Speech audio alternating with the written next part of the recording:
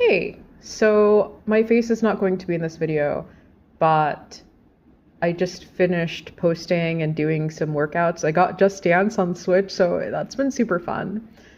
But I wanted to circle back to the conversation that we were having regarding the ephemeral connections and how I think that spaces such as Discord, obviously the notorious Kick, have really changed the social fabric of Gen Z at times for the worse. So, one of the things that I don't think is talked about enough in regards to this is that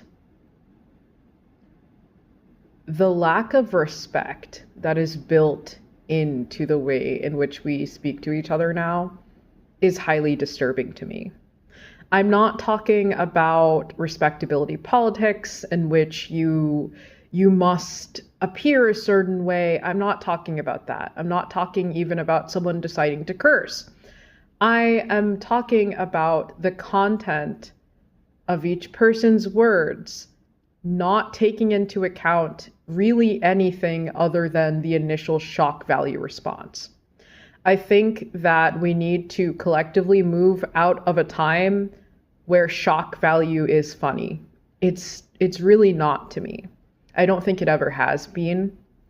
And for the people that often engage with others solely using that, there's typically an underlying reason that they feel that others and themselves need to be desensitized to such language.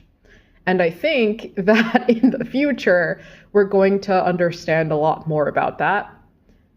And it's kind of creepy to me that this has been so normalized. And not only that, we also now know that the files have been such a large reason that people have really engaged with each other in that way, that a lot of these sites that are so associated with behaviors like that were seeded.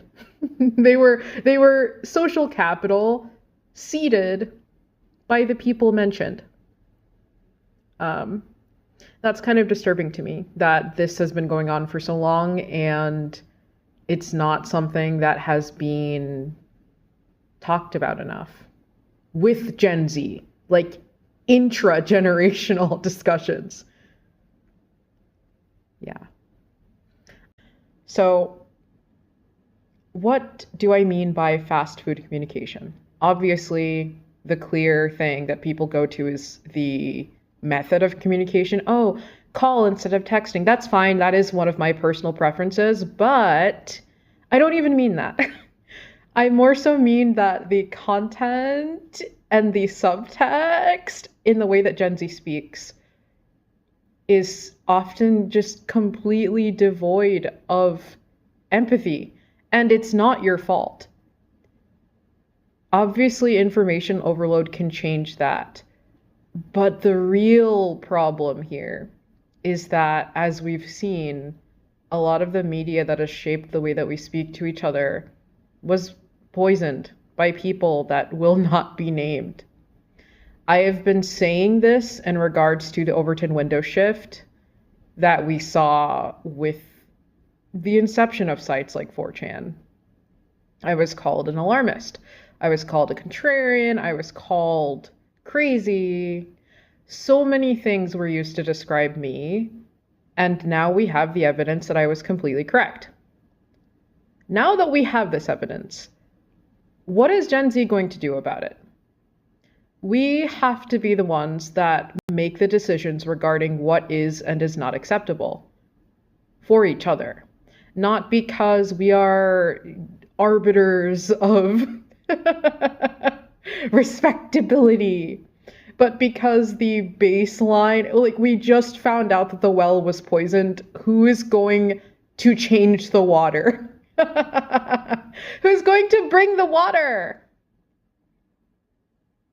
If you're spiritual, you know what that analogy that I just made was about. But yeah, who's going to bring us into that time?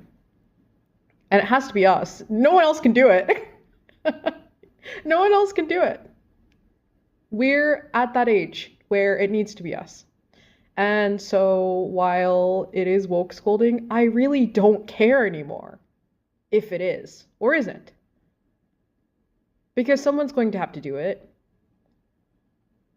I know a lot of you do, the people that I follow at least. But yeah, we're going to have more talks like this because at some point it has to stop. And the memification of just human suffering needs to stop as well. I'm tired of it. And we also know that that was also in those documents. So a lot of it needs to be rewritten. Yeah.